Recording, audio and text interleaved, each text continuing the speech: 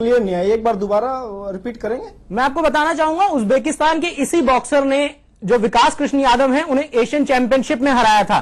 तो आपको लगता है कि उस हार से कुछ सीख नहीं ली गई? यहां पर उनकी फुटेज को ठीक से देखा नहीं गया या उन्हें पढ़ा नहीं गया ठीक से कि वो किस तरह से बाउट लड़ते हैं, किस तरह के मूव्स खेलते हैं?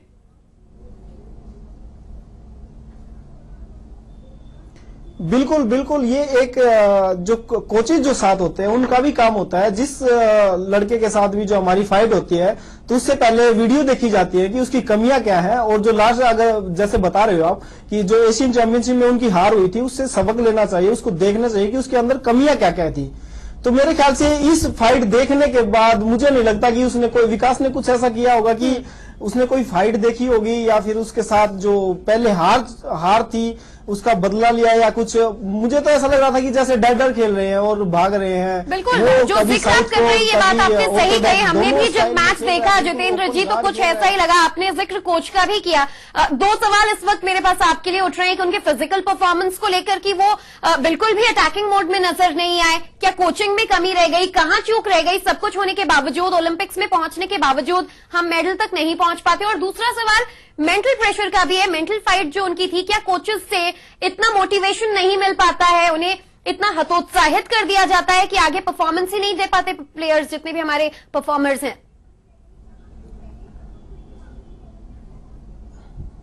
देखिए, जहां तक कोचेज की बात है मेरे ख्याल से उन्होंने भी इतना ध्यान नहीं दिया होगा। जैसे कि जिस लड़के से भी हम एक बार फाइट हार जाते हैं तो मेंटल प्रेशर बहुत ज्यादा रहता है कि यार मैं लास्ट टाइम हार गया था तो अब की बार पता नहीं क्या होगा। पर लेकिन अपने अंदर खुद को कॉन्फिडेंस एक इतना होना चाहिए कि हम एक पार्टिसिपेट एक ऐसे कंपटीशन में पार्टिसिपेट कर रहे हैं, वहां वर्ल्ड नंबर भी 1 भी मिलेगा, 2 भी मिलेंगे और चैंपियन भी मिलेंगे। तो हमें उनको हराना है और उनको हरा के चैंपियन बनना है। तो इसमें कोचेस की काफी गलती है। उसकी जो गलतियां थी उसको बताना चाहिए था। जो सेकंड जो होता है उसमें सेकंड का यही काम होता है कि वो करे क्या।